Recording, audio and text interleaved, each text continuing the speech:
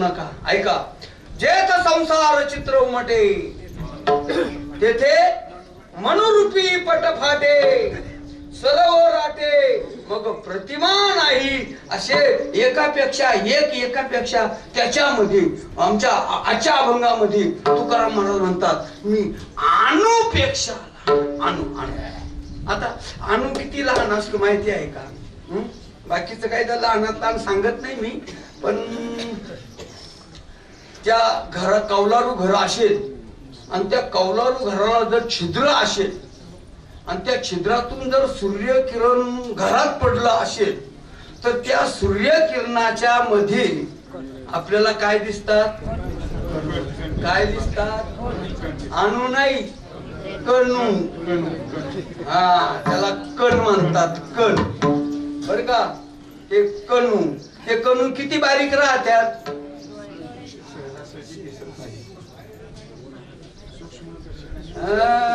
त्याला सूक्ष्मदर्शक यंत्र लागतं किंवा झरोक्यामधून ते किरीम यावं लागतं तर ते अणू दिसतं मला, ते कणू दिसतं. आता ते दिसणार कणू जे आहेत ना त्याचे 16 तुकडे करा. नारायण शेठ किती तुकडे करायचे? 16. त्याच्यातला एक तुकडा, 16तला एक तुकडा म्हणजे काय? अणु. अणु पेक्षाही, बर का, अणुपेक्षाही तुकाराम महाराज म्हणतात मी कसा आहे? लहान आहेत. आणि आकाशापेक्षा कसा आहेत? मोठा आहेत. अभंगाच्या पहिल्याकडे अनुरेणु या थोकाडा,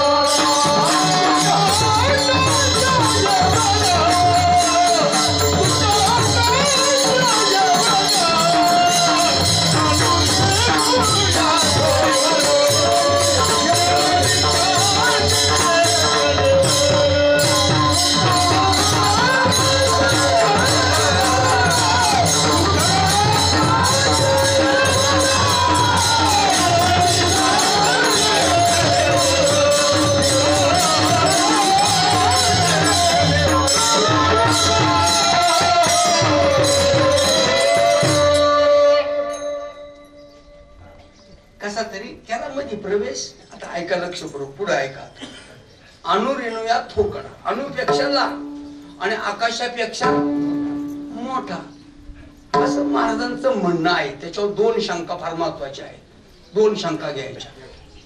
त्याच्यातली पहिली शंका अशी आहे, खरोखर तुकाराम महाराज अणुपेक्षा लहान आणि आकाशापेक्षा मोठे होते का? पहिली शंका. दुसरी शंका, आपल्या तोंडाने आपलं वर्णन करणं शोभत का? याच्यामध्ये वर्णन कोणाचं आहे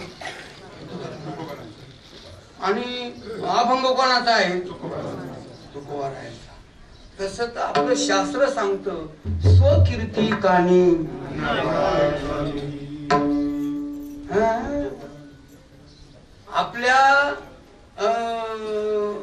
आपल्या बद्दल जर कुणी चांगलं बोलत असेल ना तर तिथून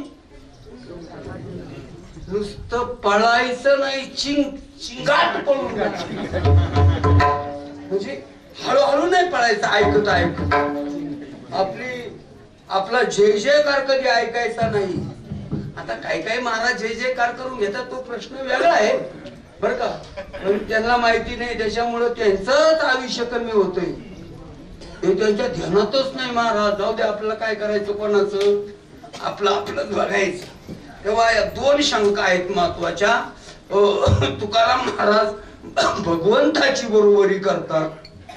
अनुपेक्षा मी लहान आहे आणि आकाशापेक्षा कोण आहे? अनुपेक्षा लहान भगवान परमात्मा आहे. कोण आहे आकाशापेक्षा मोठा? भगवान परमात्मा आहे. सांगा प्रमाण, ऐका प्रमाण. आता मध्यंतरी कीर्तन झालं, कोणीतरी म्हटलं होतं, बोला म्हणायचं पुरावा, पुरावा. नाही म्हणजे तुम्ही जे सांगता त्याला ऐका. भगवंताच्या बाबतीमध्ये भगवान परमात्मा स्वतःच्याच मुखाने स्वतःची कीर्ती वर्णन करतो. काढा ना वाद्य, काढा 9 अध्याय काढा, लवकर काढा. काढला का? बर. त्या 9व्या अध्यायामध्ये भगवंताने आपल्या स्वमुखाने अर्जुनाला मी कसा आहे याचं वर्णन सांगितलं. इकडे अर्जुना, बाप आहे, बाप मी बर का. मी कोण आहे? मी बाप आहे. नुसता बाप नाही, मी आई सुद्धा आहे. नुसती आई नाही, भरण पोषण करणारा आहे. नुसता भरण पोषण करणारा नाही, सांभाळ करणारा आहे. नुसता सांभाळ कर पुष्कळच आहे, पण ते तेवढं माझ्या काही पाठ नाही. पिता मत्स्य जगतो वेदम पवित्र ओंकारम गतिर्भर्ता प्रभव. मग भगवान ज्ञानोबराच्या मुखातून बोलायला लागले, हे चराचर रागवे, जे प्रकृती आत साठावे, ती शिनली जेथ विसावे, ती परम. अर्जुना ऐक, म्या बोलविला वेद बोले, म्या हलविला पर्वती वैसकांनो समुद्रे पृथ्व्या भूते. म्या बोलवलं तरच वेद बोलतो, म्या चालवलं तरच सूर्य चालतो. ऐका, म्या हलवलं तर वायू हलतोय. तुझी सत्ते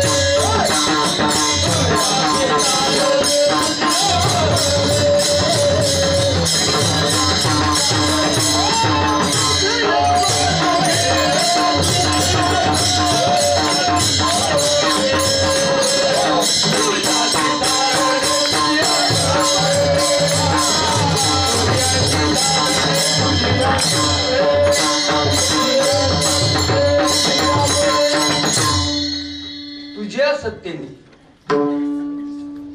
त्याची सत्ता आहे. सर्व प्रमाण तुम्हाला ऐकायला मिळतील. तोच यष्ट आहे, दुसरं कोणी नाही.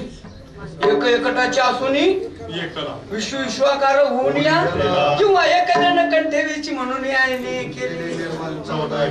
आपल्याला लावलं कामाला, त्यांनीच केलं हे सगळं. हा घोटाळा सर्वात याचा एवढा मोठा घोटाळा ना, त्याचाच आहे भाऊ सर्व. आणि त्याचाच असल्यामुळे त्याचे 2 कारखाने आहेत. एक मोक्षाचा कारखाना आहे आणि एक नरकाचा. दोन्हीकडे कारागीर ठेवले त्यांनी बर का. पण हे भक्ती करायला माणसं लागले का त्याच्या पोटात दुखत देवाच्या. कारण त्या मिलला माल कमी पडतो. मग तो काय करतो, आपल्यामध्ये स्पीड ब्रेकर टाकतो. मग पारायण करता करता फोन येतो, कधी येणार गेलं पारायण गेलं डब्यात आकाश. घरी जाऊन आले ते तर लईच महान यसे आत्मा इति महात्मा. एक असाच भेटला मला पंढरपुरामध्ये. चला ना बाबा पंगत बसते. तुम्ही बाबा तुम्हाला काय सांगायचं, आपल्याशिवाय घर चालतच नाही. म्हणजे चाका बसून घे चालल आपा. काय माणसं बरे चला ना. काय एवढं करता एवढं काय थोडं झालंय असो. बरस चिंतन आहे. अणुरेणू या थोकडा. भगवान परमात्मा अणुपेक्षा लहान आणि आकाशापेक्षा मोठा. याची मी फक्त 2च उदाहरणं सांगणार आहे, कारण वेळ आपल्याकडे फार मर्यादित आहे. आणि एवढं येतंय कोणला जास्ती सांगायला. अणुरेणू या थोकडा. त्याला पहिलं उदाहरण देतो मी महाभारतातलं. ऐका लक्ष. कौरव पांडवांचं युद्ध झालं.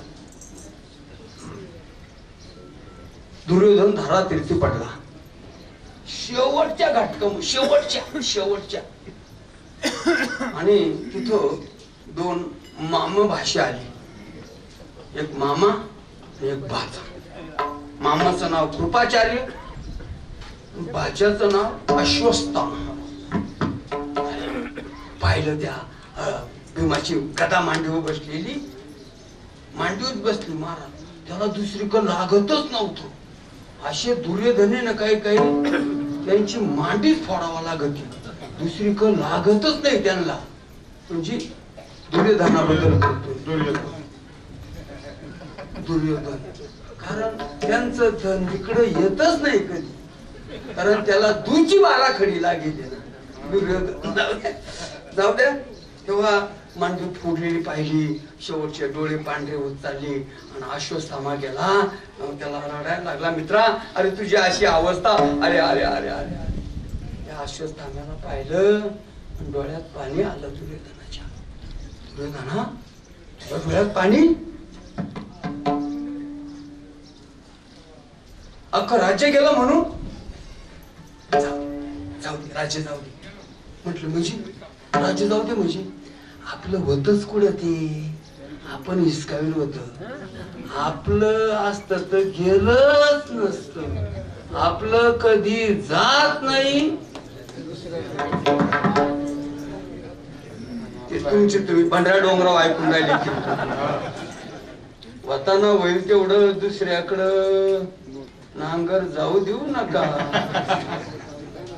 असं असं भंडारा डोंगराच्या काही गोष्टी न्यायला पाहिजेत घरी. बरं म्हणे मग तुझे भाऊ गेले 100 म्हणून तू रडतो का. जाणारच होती. मर्दे जाऊ दे. म्हटलं मग तुझी मांडी फुटली म्हणून रडतो का. मी कुठे दडावा गेले. दुर्योधन म्हटला मला नाही माहिती. ते अश्वत्थाम्याला महाभारत पाहून घ्या तुम्ही. हा प्रसंग येणार होता आम्हाला माहितीच होता म्हणे. मग तू रडतो का. तो म्हणे अश्वत्थाम्या अरे एवढं झालं पण त्यांचं एखादं तरी मरायला पाहिजे होतं रे. दुर्योधन आपला सर्व सत्यानाश झाला. तिकडं लक्ष नाही पण त्यांचं एखादं मारायला पाहिजे होतं. कोणाचं. सर्वांनी ऐकलेलं दृष्टांत. याला कसं म्हणतात माहिती का. थंडीचे दिवस कचरा गोळा केला होता आणि त्याला थंडी वाजली होती. खूप शेकायचं होतं त्याला.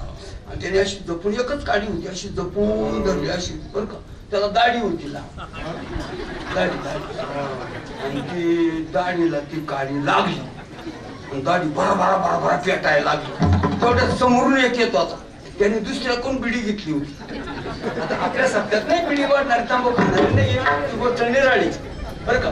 जेव्हा तो तिकडून बिटाला काळीची पिठी नव्हती आणि मग तो आला तिकडून, तू म्हणला ओ बाबा थांबा थांबा, दाढी विजू नका. तो म्हणला दाढी विजू नका, माझी दाढी पिटली. तू म्हण थांबा, त्याच्यावर माझी एवढी बिडी पेटू द्या. त्याची अख्खी दाढी जाळत चालत. असे दुर्योधन राहतात बाबा. म्हटलं मग आता तुझं काय इच्छा काय तुझी? म्हटले पांडवांचं एखादा तरी गेला असताना मग मला पटक्यान मरण आला असत. बघा दुर्योधनाची बुद्धी. आणि मग महाराज त्या अश्वत्थाम्याने विचार करता करता त्या झाडावर एक पक्षी होता, त्याच्यावर ते पिल्ल होते त्या पक्षाचे. तिकडे तो घोडा आला, त्याने बरोबर त्याच्यातून ते पिल्ल काढले, त्यांची मूर्तीच खुडली. अश्वत्थाम्याने ती पाहिलं. रात्री पांडव झोपले. भगवंताला माहिती होतं काय होणार. त्यांनी पांडवाला विजय मिळाला, पांडवांना घेऊन गेले भगवान. पांडवांचे 5 पुत्र द्रौपदीचे त्या शिबिरात झोपेल होते. त्यांनाच का त्यांची मूर्ती घेऊन दुर्योधन अश्वत्थामा दुर्योधनाकडे आला. दाखवले बघा, बघ हे जीव सोडून. अरे अरे अरे अरे अरे अश्वत्थाम्या काय केलं? म्हटलं काय? पांडव मारून आणले. वेळा आहे तू. अरे हे आता मला पेटवायला काम आले असते. कोण? हे आमच्या कुळातले, कुरुवंशातले. आणि तेच पिटीत असतात ज्याच्या वंशात जन्माला येतात ना. म्हणला मामा इकडे कसं काय? तुम्ही तिकडचे पण इकडे कसं काय? येतच ना, आपल्या आपल्या घरचेच पिटी द्या ना. काय पिटी द्या माहिती का? 7-12 नाव लागलं पाहिजे. लवकर याची राग झाली पाहिजे. जाऊ द्या, विनोदा विषय सोडून द्या आपल्या बाजूला. चला सांगितलं, अरे अश्वत्थाम्या तू काय केलं? अरे बाप्पा शताप झाला.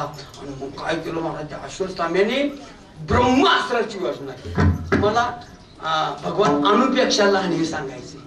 आणि मग मोठा दृष्टांत आहे तो. आणि मग त्याने ते ब्रह्मास्त्र सोडलं, भगवान विजय मिळाला, सर्व झालं. तर भगवान निघाले होते इकडं द्वारकेला. झालं ना तुमचं काम, आता मी चाललो द्वारकेला. रथामध्ये बसायचा टाईम. आणि त्या अभिमन्यूची पत्नी उत्तरा नाव तिचं, ती ओरडली, कृष्णा धाव बाबा, देवा अरे धाव बाबा, पांडुरंगा धाव रे बाबा, धाव रे धाव रे धाव रे. तसाच वरचा पाय माग घेतला. धावत धावत गेले. काय झालं काय झालं? सांगितलं माझ्या पोटामध्ये काहीतरी असं, मला काहीतरी त्रास होऊन मी आता जगत नाही. भगवंताने अंतर्ज्ञानाने ओळखलं. सांगितलं थांब थांब थांब थांब थांब थांब थांब. बर ए उत्तरे तू पटकन म्हण, ए कृष्णा मी तुझी आई आहे, तू माझा मुलगा आहे. म्हटले तेव्हा तुम्हाला काय विनोद सुचताय? मला आता कळा असंही होऊ राहिला, मी आता मरते काय? तू पटकन, तुला जगायचंय का? पटकन म्हण कृष्णा मी तुझी आई आहे. म्हटलं म्हणजे याचं कारण सांग मला. सांगितलं मला तुझ्या शरीरात प्रवेश करायचा आहे. मी यादव वंशातला, तू कुरुवंशातली सून. तुझ्या अंगाला स्पर्श करायचा आहे ना, मग मी त्या वंशातला, तू ह्या वंशातली. परपुरुषाचा स्पर्श तुला होता कामा नये. तू जर माझ्याशी आईचं मुलाचं नातं लावलं तर आईला अजिबात कधी बाजार असू नाहीतर रस्त्यावर असू, जर ते पोरग म्हणलं ना मला प्यायचंच आईला ना, पोरग तान पोरग हाताला पेटलं पाहिजे, तर ती माऊली काकाचं सोडते, मांडीवर घेते, वरून पदर टाकीते आणि त्याला तुम्हाला काला मान आली तर तुमच्या प्रसंग आलाय. कधी मान आली अशा कधी नाही मान आलवायच्या. अर्ध्या का कधी कोणला पाणी पिणी पाहत असत, कधी थंड बिंड पाहत असत, कधी सरबत रसबीज पाहत असत, दूध नसल पाहत, दूध म्हणजे कपात भाजला असत पण असं नसल पाहत. जाऊ द्या. हा म्हटलं कृष्ण असं आहे का? पटकन म्हटले कृष्णा मी तुझी आई आहे अशी म्हटलं बरोबर भगवान अदृश्य झाले. आणि अदृश्य झाल्यानंतर इतके सूक्ष्म झाले इतके सूक्ष्म झाले आणि इतके सूक्ष्म झाले का त्या उत्तरेच्या गर्भामध्ये भगवंताने प्रवेश केला. अणुपेक्षाही लहान झाले. मला फक्त उदाहरण सांगायचं, मला जास्त लांबवायचा नाही विषय. ऐका आता, तिथं गेल्यानंतर त्या अश्वत्थाम्याचं ब्रह्मास्त्र होतं ना, ते पांडव कुळाचा नाश करायला आलो. पाच पांडवांचे 5 मुलं तर मारलेच होते. आता हे शेवटचं होतं परीक्षिती, ज्याच्यामुळे आपल्याला भागवत ऐकायला मिळालं. महाराज गोड चिंतन आहे पुढे त्याला. आणि मग त्यांनी ते भगवंतानी ते ब्रह्मास्त्र परतवलं आणि गर्भामध्ये, आईच्या गर्भामध्ये पहिलं दर्शन भगवान परमात्म्याला देणारा मोठ्यातला मोठा भक्त कोण असेल तो राजा परीक्षित आहे. महाराज काय वर्णन सांगा. आणि त्या राजाला परीक्षितीला भागवत सांगितलं. कोणी? शुकमुनी. का सांगितलं? शीत खालं होतं म्हणून. त्याला सुद्धा आईच्या गर्भामध्ये दर्शन दिलं होतं भगवंताने, सुळजा मातेच्या उदरामध्ये. मी एवढं भागवत लय नाही सांगत, पण थोडं सांगत असतो.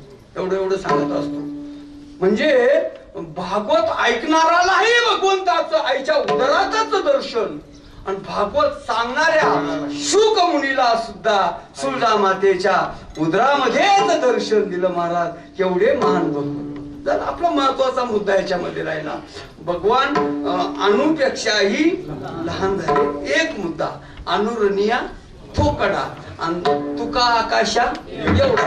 मी दोन्ही वर्णन सादृश्य करून राहिलो. आता तुकोबरायांचं आणि भगवंताचं.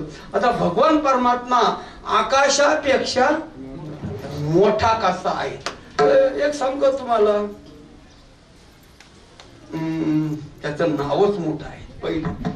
आता नाव मोठं असल्यावर माणूस लहान राहील का? ज्ञानोबा म्हणतात मला, गगनाउनी वाढवना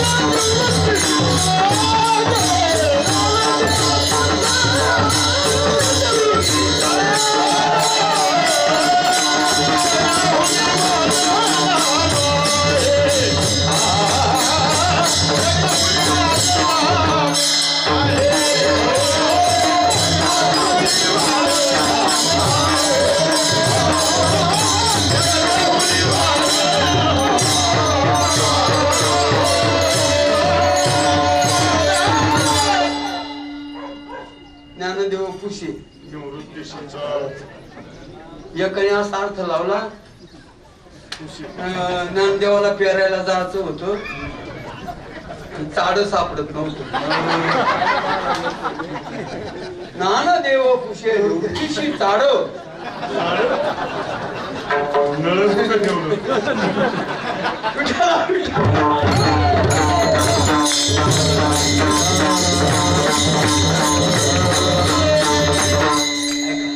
गगना उनी वाढ नाम आहे. आता ज्याचं नाम एवढं मोठं, तो भगवान परमात्मा किती मोठा, किती मोठा, किती मोठा, किती मोठा. अजून शोध लागायचा आहे, शोध लागायचा आहे. अनुरणीया महतोमय्या. हो, भगवंताच्या महाराजाचं वर्णन सांगत असताना फक्त भागवताचा एकच दृष्टांत सांगत. मी एकच सांग, एवढा सांगत कापशे बाबा, एवढाच सांगत. या कापशे बाबाने अर्ध्याला वर सत्याचा प्रचार केला बाबा. एकदा कापशे बाबाच्या नावाने टाळ्या बाबा. जवळ जिवंत आहेत ना हे म्हातारा, जवळ जिवंत आहेत ना, तर आपली जबाबदारी त्यांना निवृत्तीनाथाची वारी घडवायची. दरवर्षी येतात आपल्या वारीला, ती आपल्या वारीला दरवर्षी येतात. नाना तुम्ही सुद्धा एखाद्या वेळेस पाहायला हवा, या या या नाना तुम्ही सुद्धा या, फार चांगलं होईल बरं का. येतात पण आपल्याकडे येते नाही ना हो. आपलं कसं आहे, आपलं घोडं पुढे गेलं पाहिजे असं आपलं मत आहे. ठीक आहे, येतात, हे फार चांगलं आहे, मला माहिती होतं. ठीक आहे, मी शब्द मागे घेतो माझे. रामकृष्ण. चला, भागवतामध्ये बळी आणि वामनाचं चरित्र आलेलं आहे. सर्वांना माहिती आहे, सर्वांना माहिती आहे. मी फक्त भगवंताच्या अणुपेक्षा लहान कसे आणि आकाशापेक्षा मोठे कसे हे सांगतो. आणि मग तुकाराम महाराज अणुपेक्षा लहान कसे आणि आकाशापेक्षा मोठे कसे याचा संदर्भ लगेच सटकून टाकीतो 2-2:30 वाजता. कारण आज काय सोमवारच आहे आपल्याला, आज काय उपास सोडायचा. भगवान शंकरला म्हणून करू आपण आता. ऐका,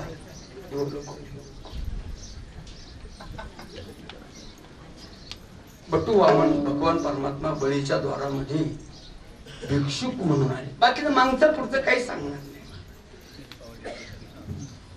अतिथी, अतिथी, अतिथी, म्हणजे नाही, तिथी न पाहता येणार अतिथी. आणि बळीराजाचा ते यज्ञ चालू होता आणि सेवकाला सांगितलं होतं, बघा कुणी येऊ आणि काही मागू नाही म्हणायचं नाही, देतच राहायचं.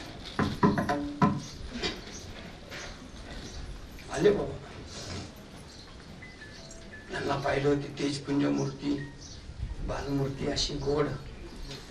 ते धावतच आले बरं का, प्रहरीकडे आले. नमस्कार, या काय करायचं, पाहिलं थांबणार आहे, काय पाहिजे तुम्हाला. काही नाही, तुमच्या राजाला बोलवा. म्हटले तुम्हाला काय पाहिजे ते सांगा ना, आम्ही देतो ना. सांगितलं तुम्ही मला काय का सेवक करावे. म्हणजे बुट्ट बुट्ट म्हणजे आपल्या दिंडीतलं नाही, आपल्या दिंडीतलं येईल. त्यांना म्हणलो, त्यांना म्हणलो तेव्हा भाऊ आहे बा. ते एकदा इष्टी चालले होते, इष्टीमध्ये चालले होते ते, आणि ती इष्टीत खूप गर्दी होती लग्नाची बरं का. आणि मग ते खूप गर्दी, त्या कंडक्टरला दिसायचं मधीच कोणीतरी बसले. हे होत ते म्हणे बाबा उभा नाही ना, हे म्हणे मी उभाच आहे ना. खाली बसून खोटा बोलतो, पुन्हा तिकडे जाऊन पाहिलं, घसंड धरलं, वर पाहिलं, पाहिलं पाहायला लागले. दिंडीमध्ये आलं, भिशी भरायची वेळ आली, 3 जण आले. म्हण 2.5 जणांची भिशी आहे. का बरं, ते म्हणे मी अर्धाची. एवढे हुशार आहे महाराज, काय सांगावं तुम्हाला. नारायण तुम्ही येऊन बघा, लई डोकं लावायला लागतं बाबा. जाऊ द्या. ते बटू वामनाहून निघाले. आणि मग त्यांनी सांगितलं दादा तुमच्या मालकाला बोलणार ना. आणि मग तिथं गेले शुक्राचार्य त्यांचे गुरु, आणि सांगितलं महाराज तुम्हाला अतिथी आला फारच बाहेर, तुम्ही चला चला चला. बस रे बस, जाऊ नको बस. म्हटले अहो महाराज बाहेर खाली, मी सांगतो, मी गुरु आहे तुझा. म्हटलं अहो हा ठीक सांगतो ना मी. आता त्याच्या पाठीमागचे कारण आहे भागवतामध्ये. शुक्राचार्याने बळीराजाला का अडवलं, का शुक्राचार्याला माहिती होतं मागायला आला कोण. बळीच्या बापाच्याने याच पुरवायचं म्हणून जाऊच नको ना. तू तिकडे गेला का माळ घातलीच म्हणून समज. म्हणजे असे काही काही प्रसंग राहत. तेव्हा मग अडवलं. म्हटले नाही नाही, न मानावे तैसे. बऱ्याच ठिकाणी आपल्याला बघायला मिळेल. हो, कधी कधी भावाचं ऐकू नाही, ऐका, कधी कधी आईचं ऐकू नाही, कधी कधी बापाचं ऐकू नाही, आणि कधी कधी गुरुचं ऐकू नाही. प्रल्हादे जनक विभीषण बंधू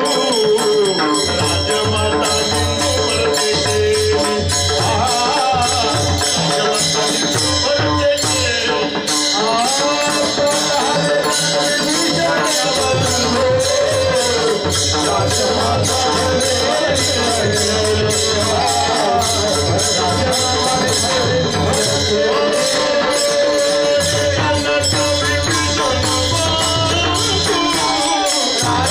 Thank you.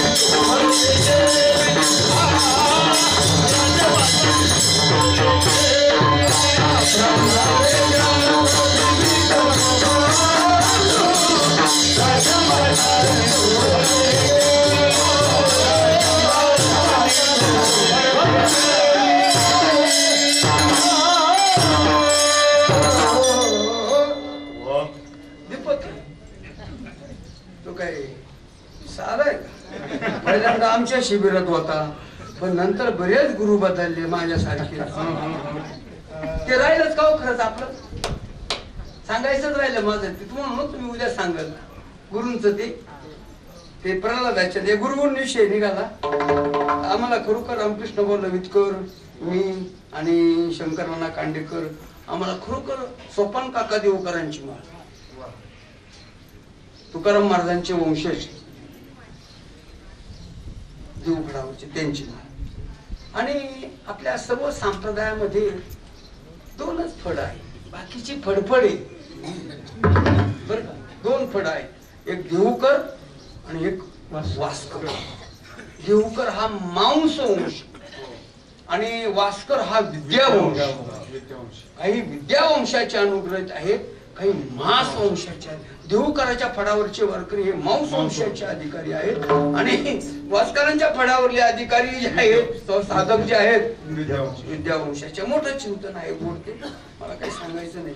सोपान काकांनी माळ घातल्यानंतर पुढे आम्ही चातुर्मासला असताना पुंडलिक महाराज जंगले, आम्ही रामकाजळे वगैरे, आम्ही एकाच पाठाला वगैरे पुढे पुढे बरेचसे एका हरिभाऊ पाटलांकडे आम्ही, मदन महाराज बिहाणी त्यांच्याकडे आम्ही, त्या टायमाला धारुरकर शास्त्री, दुंडा महाराज देगलूरकर, रामचंद्र बाबा नागपूरकर, चातुर्मास राहायचा रंगेल महाराज. काय सांगावं ते वर्णन आता न सांगितलेलं बरं.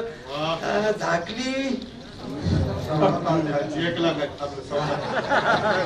आणि मग आम्ही बिहानी महाराजांकडे आणि हरिभाऊ पाटलांकडे विचार सागर वरती प्रभाकर आणि श्रवण करायला जायचो.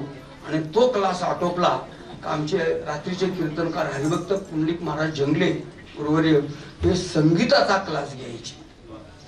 आणि मी संगीतामध्ये पहिल्यापासूनच ढच, अजूनही ढच, बेसूर,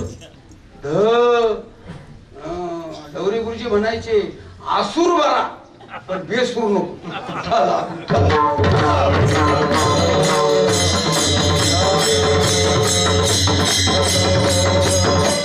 महाराजांकडे काही आम्ही ते पाठ वगैरे घेतले. पाठ घेतले म्हणजे शिक्षण, माळ घालायचे गुरु सोपान काका आणि पाठ घ्यायला लागल्यामुळे मग पुंडलिक महाराज आणि असे बरेच गुरु आम्ही. म्हणजे आम्ही तसे भगवान दत्तात्रयांचे वंशज आहोत. एकनाथ महाराज म्हणजे कोण? भगवान दत्तात्रयांचे अनुग्रहित. आणि भगवान दत्तात्रयांनी किती मेहतात 2-4च केले, 24 केले, 24. जो दयापासूनी तो म्या गुरुशी आले. महाराज संपूर्ण विश्व गुरु आहेत. आणि महाराज आता बोलण्यात, खऱ्या बोलण्यामध्ये आणखीन खरं बोलून जातो. आणि मग साधना करत असताना ती साधना फळाला यावी म्हणून करताना दृढ पाय धरले ते सद्गुरु निवृत्तीनाथांचे. आणि हा जो जेवढा हा जो प्रसार आहेत ना सर्व, हा कोणाचा आहे? निवृत्तीनाथांचा. हे फक्त आता आम्ही चाललो असे हे करतो ते करतो ते करतो ते करतो, पण हे खरं त्यांचं आहे. हे निघालं होतं कशावरून? गुरुवरून निघालं होतं. गुरु जरा जपून करा, गुरु जरा विचार करून करा, कारण बऱ्याच गुरूंना सरकारची हवा खायला मिळते. म्हणून करताना जरा सावधान राहून गुरु करा, असं फक्त म्हणणं आहे आपलं. ऐका, तेव्हा त्या गुरुने अडवलं शुक्राचार्याने. महाराजांनी शंकरनानाने प्रमाण दिलं. प्रल्हादे जनक त्याग केला, हिरण्यकशिपुचा त्याग केला, बिभीषणे बंधू रामाचा त्याग केला, भावाचा त्याग केला, राजमाता निंदू भरते. मग ते उदाहरण डोळ्यापुढे होते. बळीराजाच्या सांगितलं, गुरुजी तुमच्या पाठशाळेत आलं का मग छड्या मारा, असं कुठे अडवू नये माणसाला. जातो आणि मग सांगितलं, महाराज बोला काय पाहिजे तुम्हाला? म्हटले काय नाही, आता काय पुढे तप करावा, थोडीशी शिबिर वगैरे घ्यावं म्हणून करताना ना जागा पाहिजे. जागा जागा धर्मशाळा बांधायला. कारण अलीकडच्या काळात महाराज लोकांना एवढे धंदे झाले, काय करायचे? नक्की ना, नक्की ना. गाड्या बोलावल्या उद्याकडे सकाळी, नाव दिले ना, राहिले 8 दिवस एवढं काय थोडं जाऊ द्या. तृष्णा जीर्णा होय मे म्हणजे सांगितलं. राजा कोणाची आशा पूर्ण झाली? तिनंच पावलं बरी मला. अरे तुला एवढं पृथ्वीचं राज्य भेटलं, पण 100 यज्ञ केलेच ना तू स्वर्ग मिळण्याकरता. स्वर्ग मिळाला तरी तुझा आनंद थांबलाय का? तू आहे का शांती तुझ्याकडे? बस मला एवढं. काय काय दान देणारे असे पटवून देतात बाबा, असे पटवून देतात. माऊलीला कसे मग पटावले बरोबर. 16 पंक्ती ठिसावल्या तवाच उठले माऊली. यानं ठवा पंक्तीवाले बंडऱ्या डोंगराव कबूल केल्या पंक्ती. अरे ध्यानात ठेवा, तुकाराम महाराजांची गाठ आहे. मी सांगू तुकाराम महाराज पुढे तुम्हाला. जाऊ द्या, जाऊ द्या, ऐका. सोड संकल्प. आता ते बळी ते शुक्राचार्य आडवे आले वगैरे वगैरे एवढं नाही सांगायचं मला, सर्वांना इतिहास माहिती आहे. सोडला संकल्प. मग मग मग एवढा मोठा झाला, एवढा मोठा झाला, एवढा मोठा झाला, इतका मोठा झाला, इतका. एका पावलाने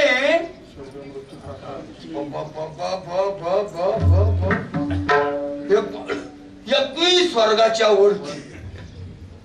बळी त्याच्या पुढे आहे का तो? आलं येड्या बाबळी वगैरे पुढे आहे का? अजून पुढच्या काही आहे का? काय म्हणे वरच संपलं म्हणे. ऐक माझा दुसरा पाऊल घेतला ना, असा फिरावला ना संपूर्ण पृथ्वीचं राज्य. म्हटले बळ्या 3 पावलं कबूल केली, अजून एक राहिला. एक आत्ताचा जर बळ्या होय भाऊ असा वामण्या टिचावला असता.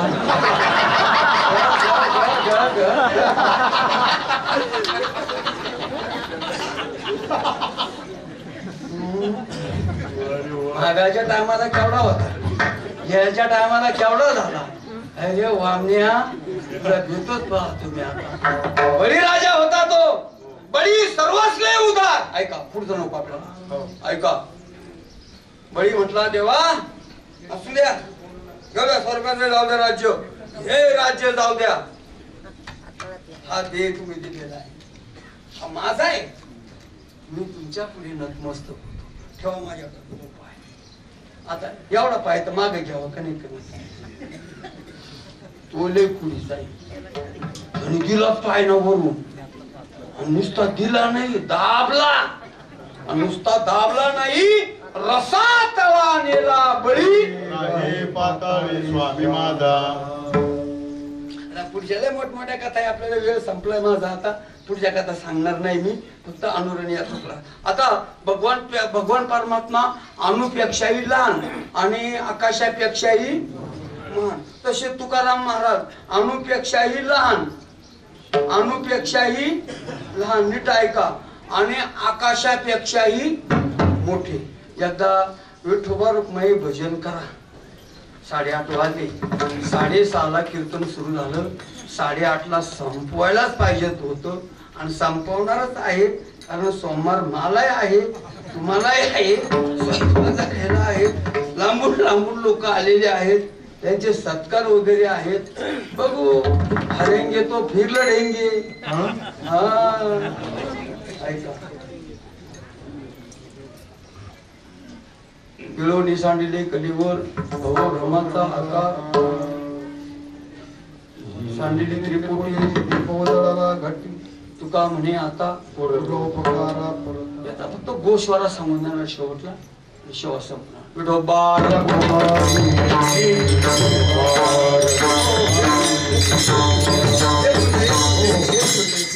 काय माहिती का, आपल्या याच्यामुळे ना इंटरनेट चालू आहे. सर्व महाराष्ट्रभर आपला इथला कार्यक्रम दिसतोय बरं का. आपल्या घरी सुद्धा दिसतो. आपण जर लावायचा प्रयत्न केला तर तिकडं इंटरनेट आमच्या उत्तम महाराजांनी चालू केलेलं आहे. तिकडे घरी सुद्धा हा कार्यक्रम दिसतो. याच्या कॅसेट तयार होऊन राहिल्या, याच्या जिकडे तिकडे प्रसार होऊन राहिला. भंडारा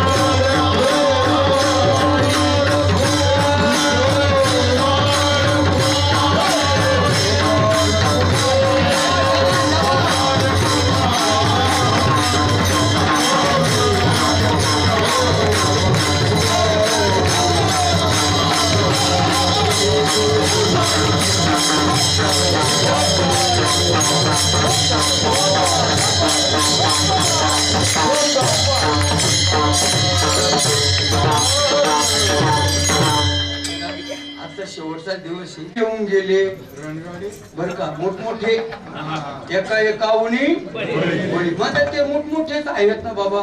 एकापेक्षा त्या माऊलीला मला सांगितलं काय ग काय करते म्हणजे डोंगर इज होते. तुझ्या बापाने पाहिलं का डोंगर इज होते. डोंगर इज होती तू तुझ्या तुझ्या डोंगर इजणार आहे का. ती म्हणे डोंगर हिजणार नाही मलाही माहिती. म्हटलं मग पाणी का टाकी ती. तर ती म्हणे माझं नाव इतिहासामध्ये येईल ना पुढे. हा डोंगर पेटला होता त्याचा इतिहास तयार होईल. मग त्या इतिहासामध्ये माझं नाव येईल. पण आग लावणारा मध्ये नाही यायचं. कोणामध्ये येईल नाही काही जना जायना. पण हा तस आता आपलं असंच चाललंय आजचं बर का. तर भगवान परमात्मा करू अनुरणीय थोकडा तुका आकाशा एवढा जगद्गुरु तुकोरांच्या जीवनातला एकच प्रसंग सांगतो शेवट लगेच संपवतो. पंढरपूरला एक कुष्ठरोग झालेला ब्राह्मण आणि तो पांडुरंगा पुढे अनुष्ठानाला बसला. त्याला एक कुष्ठरोगाचा लय त्रास व्हायचा. आणि भगवान परमात्मा 3 दिवसांनी म्हणले ए ब्राह्मणा इकडे कशाला बसला तू. म्हटलं मग तुझं प्रारब्ध जन्य दुःख हे नाही बरोबरचे. म्हटलं मग तुला याच्या आतून बरं व्हायचं असेल तर तुला देवलं गेलं पाहिजे. तुकाराम महाराजांनी केली. म्हटले काय करली. म्हटले त्यांचं कीर्तन होत असतं. त्या कीर्तनात कीर्तन लोहगावला होतं. बरं म्हणे मग त्या लोहगावला एक तेल्याची म्हातारी येते बर काका. ती कीर्तन ऐकायला येतच नाही. तिचं मूळ गाव ती माहेर तिचं देऊ आणि तिला दिलं लोहगावला. त्याच्यामुळे ती काही तिला माहिती होतं याने 2 बायका केल्या याचा संसार बुडाला हा करू करू भागला. तुम्ही म्हणा बर का. आणि मग तिला माहिती होतं ती घरी लोक तिच्या नातू आज ते मुलं म्हणजे आई अगं चालणार तू करा माहिती मला. मी त्याच गावची होती म्हणे. मी लहानपणीच पाहिलंय त्याला. आणि ते आता बाबा झाला एवढ्या मध्ये लागलं सत्य करा म्हणजे ते बर का. आणि मग मी नाही येणार. पण त्या म्हातारीचा नातू होता ना नातावलंय प्रेम राहतं महाराज. काय असं तर असू काय असं तर असू. परवा आमचा नातू बादलीत पडला. आम्ही सहकुटुंब सहपरिवार आहे महाराज. एवढा हातासा त्याचा जळालाय महाराज. बरीच अख्खे दिंडी पाहून आली त्याचे एवढे फोडून केले. मला असा राग आला. त्या दिवशी सदगीर महाराजांचं कीर्तन होतं महाराज. त्या दिवशी गोष्ट ती. पण मी नाही गेलो तिकडे. माझा घर जीव तळमा झाला. तरी दवाखान्यात घेऊन गेले. तिकडून आले की नुसतं बाबा बाबा करायचं. त्याची आई जवळ त्याचा बाप जवळ. ते म्हण बाबा मला बाबाकडे घेऊन जा मला बाबा. लय जीव राहतो. त्या लोहगावच्या म्हातारीचा लय जीव त्या नातवामध्ये. ते नातू म्हटलं अगं आई चाल ना ग कीर्तनाला. दे मी ऐकेल तो बाबा लय माहिती मला. म्हणे आई तू कीर्तनाला आले तर तुला माझी शपथ. ते म्हातारी म्हटली त्या बाबा करता नाही येत, तुझी शपथ घातली म्हणून येते. म्हणून ती म्हातारी जवळ होतं घर, फक्त 21 पावलं चालत आली आणि कीर्तन लांबच बसली. तिला माहिती होते आता त्या असा रंग तुकाराम महाराजांचं कीर्तन हे काय हबपचं कीर्तन का, असं कीर्तन रंगात आलं आणि तिला आवडलं. बरोबर कीर्तन आठवलं ज्याची ते गेलं घरी, झोपली गेली ती म्हातारी. दुसऱ्या दिवशी तो पंढरपूरहून आलेला ब्राह्मण तो येऊन बसला, गोंगडं पांघरला, असं कीर्तन झालं. म्हटलं कुठले तुम्ही? म्हटलं पंढरपूर. म्हणलो महाराज उडीच मारून त्या जवळ गेले. पंढरपूर महाराजांना लय आनंद आणि त्यांच्या पाया बिया पडले. म्हटलं माझ्या काय पाया पडत्या तुमच्या कसं मला पांढरंग म्हणे कशा काढ. मग ते दाखवले माझ्या अंगावर कोड आहे सर. म्हटलं मग तुमच्या कीर्तनाला एक म्हातारी आली होती काल. म्हटलं तर लय म्हातारी आहे त्या कीर्तनाला, कोणचे सांगू? म्हटले कधीच नाही ना पण काल आली होती त्याची म्हातारी आहे. ते पोरग तिडं होतं. थांबा थांबा थांबा थांबा माझी जायची होती, बोला पुढं काय? म्हटले त्या म्हातारीना कीर्तनाला यायचं आणि जायचं, जर पुण्य ऐकायचं नाही बरं का,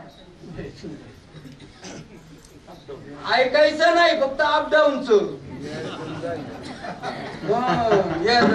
एवढं पुण्य जर म्हणले मग चला मी नंतर तुम्हाला घरी. त्या पोराने त्या बाबाला घेतलं, घरी गेले. म्हटले आजी पाहिलं का पांडुरंगाने पाठवलं अमक तमक, तू रात्री कीर्तन नुसतं यायचं जायचंय ना, तेवढ्या पुण्याने या बाबाच्या अंगावरचे कोड जाणार आहे. ते काय काय असं असतंय काय ना, ते काय तसं असतं काय, ते कीर्तन तुकाराम महाराजांचं होत. म्हणे आजी तुला नाही ना पटत ना, तू फक्त होमन फक्त सोड पाणी. मग त्यांना पाणी सोडलं. काय चमत्कार महाराज, एका क्षणामध्ये त्या ब्राह्मणाच्या अंगावरचं कोडच गेलं. तुकोबारायांच्या कीर्तनाला आली आणि गेली. किती सूक्ष्मात सूक्ष्म विचार, हे मोठमोठे दृष्टांत आपल्याकडे. वेळ संपलाय, सर्वांचे आभार मानतो एकदा. काय काय बोलून, किती बोलून, कसं बोलून, त्याच्यापेक्षा उगाच माथा ठेविता हेच ज्ञानेश्वर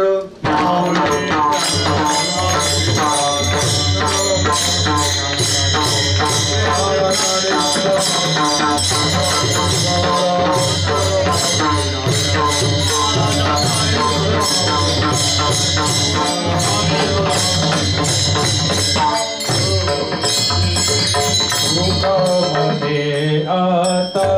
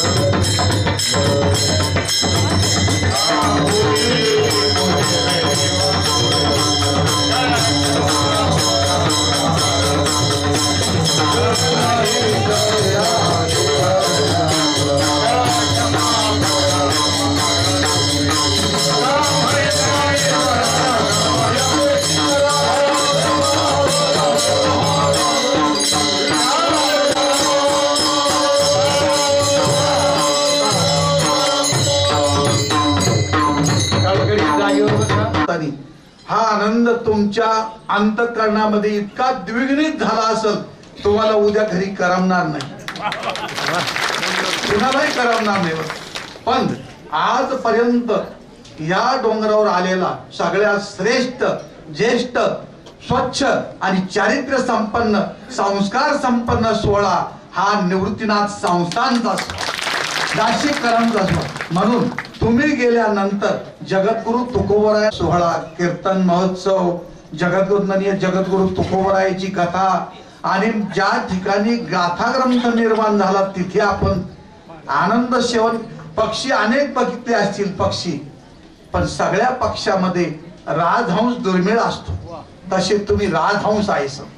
एक माणूस हा व्यवसायाने, परमार्थाने आणि भजनाने शोभून दिसतो. शाळेचे विद्यार्थी अभ्यासाने, गुणाने शोभून दिसतात. साधू त्यागाने, तपश्चर्याने झोपडीत शोभतो. मातृत्व प्रेमाने शोभते, दातृत्व दानाने शोभते, नेतृत्व कर्तृत्वाने शोभते. आणि हा देश साधू संतांमुळे आणि संस्कृतीमुळे शोभतो. सज्जना, आणि तुम्ही नाशिककरांनी ही संस्कृती आम्हाला भंडारा डोंगराला दाखवून दिली. म्हणून एक वार पुनश्च तुमच्या चरणी हा भंडारा डोंगर नतमस्तक होत आहे. मी सांगून गेलो, महाराज हरिभक्तीपरायण भागवताचार्य एकनाथ महाराज गोळे सर आम्हाला पूजनीय आहे, पण तुम्ही सर्व आम्हाला वंदनीय आहात, वंदनीय आहात सज्जनांनो. म्हणून तुम्हाला या डोंगरावरून जाताना उदंड आयुष्य, उत्तम आरोग्य लाभावं. जेवढे आनंदी तुम्ही इथे 8 दिवस राहिले, याही पेक्षा असाच आनंद वर्षभर तुमच्या जीवनात मिळावा ही ज्ञानोबरायच्या, निवृत्ती दादांच्या, तुकोबरायच्या चरणी प्रार्थना.